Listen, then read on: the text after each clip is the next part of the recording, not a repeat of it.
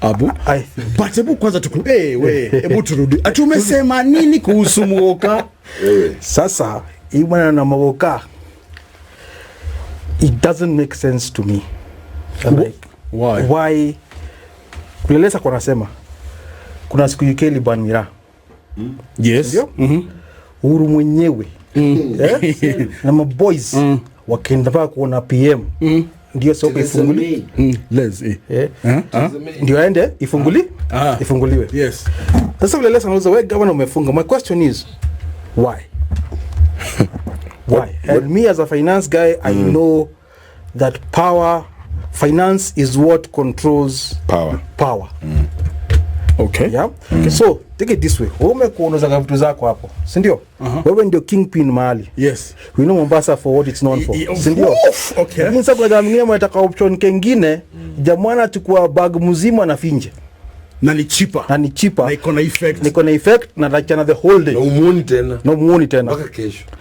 Meaning afu kumka wallet haija change. Kama alikuwa na soya kuspend per day bado uko na hiyo so. Hapo. Meaning ile swali kwa inakuja kwako, sasa kujigwena pia kwa mwingine mnagawana nusu ama yote ime.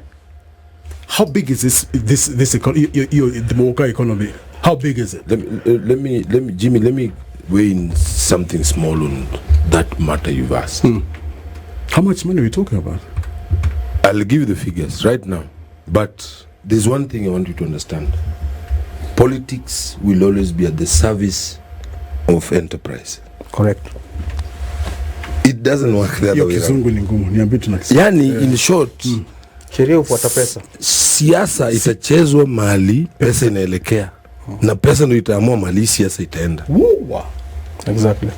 So, human beings over time, we've had so many wars in this world, so many conflict, but there's one thing that comes to mind. Human beings will always fight for resources. Resources, yes. Let's not lie about religion. Let's not lie about our what lines, ethnicity, no. Human beings will always fight for resources. What the governor is doing is politics. And I'll be very honest with him. And if he's listening to me, I'll actually tell him, my brother, it's not funny. Politics sometimes needs to be capped because you have a duty to the people of Kenya.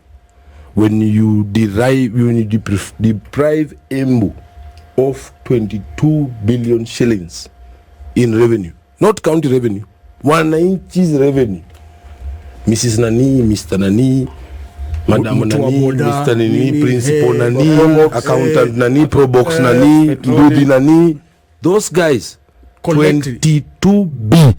It's not funny, my friend. It is not funny. And if it's politics, please rethink.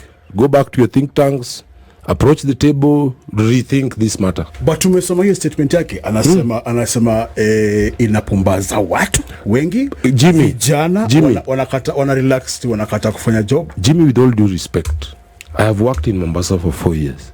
48 months. And I was not tied in an office. I was in the sales field. So moving around was my thing. And I'm a very social person. Mogoka is not the problem of Mombasa. Even if we were to rank Mombasa's problems, Mogoka would not even be in the top 50. Mombasa has no water. Mombasa has a problem. Let me ask you, when you go to Coast General, Konyuma, Kisauni, up there, those areas like Kiembeni, behind there towards that area of Kisauni stage, Yamatatu, you'll understand that Mogoka is not partaken by a syringe.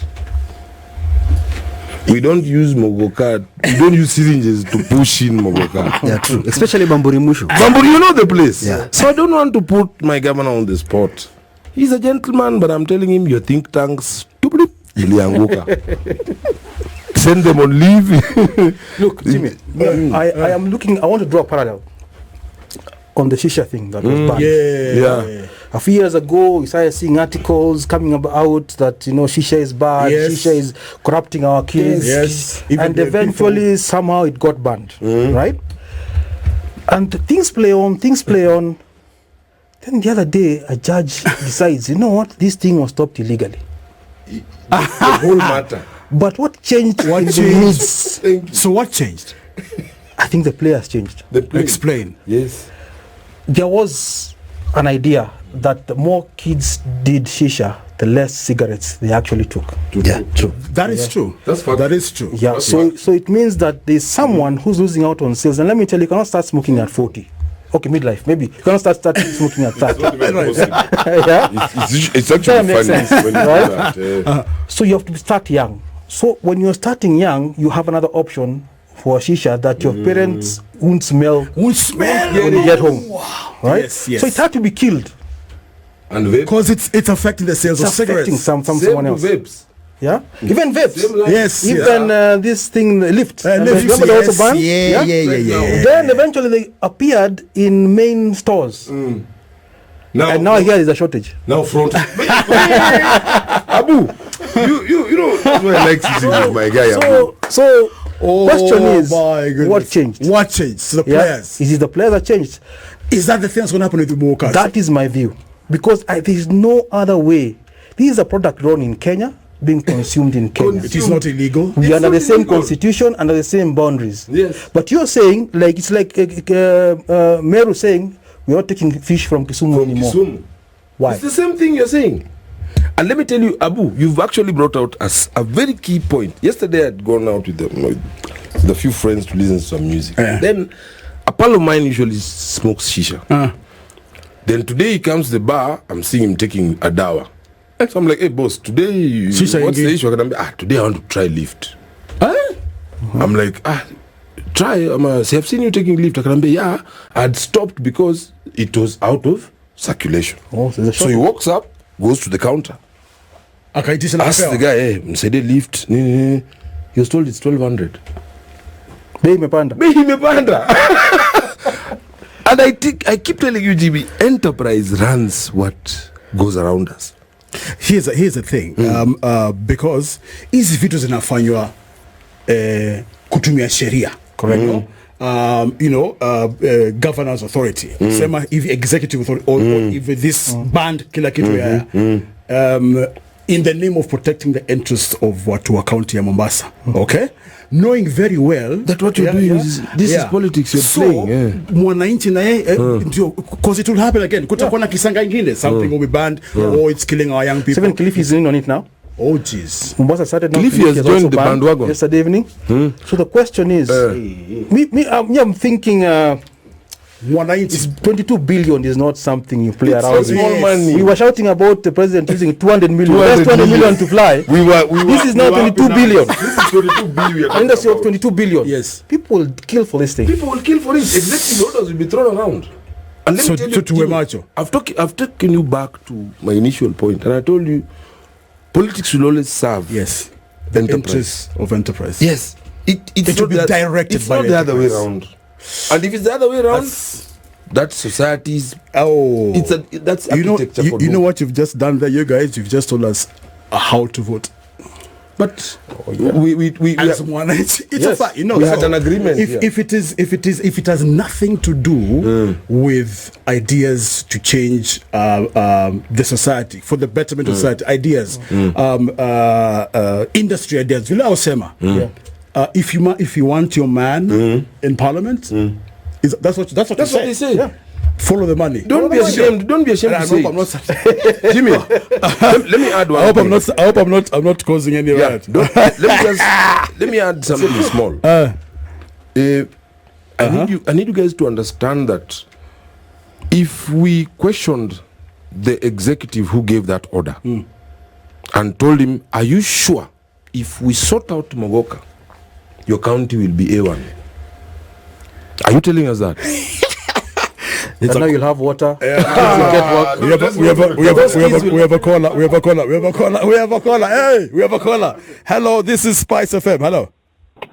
Alex here. How are you, Jimmy? I'm good, Alex. How are you? I'm okay. I'm just listening to you guys, and I'm wondering. Yeah. As a former resident of Mombasa town where I grew up. Yeah. I feel like the bigger problem in Mombasa is not about Mogoka. These twigs and everything. No, it's not. It is not even cocaine. The problem in Mombasa is linked to heroin. The heroin addiction is not just in Mombasa, it's just like in the whole of East African region. Wow. And the coastal region is the worst affected. And I feel like these decisions... I see. Nakusikia. Sorry, these decisions that are being made and littered around here are not based on facts. It's a whole political conversation that is being pushed in a very nasty and organized, and also say disorganized manner. Wow. It is not, of course, there's a problem with Mira. And the Mira issue and Mogoka issues have their own problems, but not as big as they are trying to portray them. Out of the so-called, if I were to pick 10 of my friends that I grew up with in Mombasa, I'm very sure 9 of them or 7 of them are struggling with heroin addiction. What? I've been there. I normally go there. I normally go visit in that place. And some of us survived because we did not complete our lives there. We left when we were joining high school. Most of them are completely ruined by that thing. Yet these leaders have not been talking about it. Why now Mogoka? Go to those places, go to Makanda slums, go to Bangladesh, all those places and see the young people. Most cannot afford cocaine, but heroin is more affordable, almost costing the same amount as Mogoka. Wow. I hear you, my brother. Thanks for calling. Listen. Good evening, everybody. How you doing? Spice FM.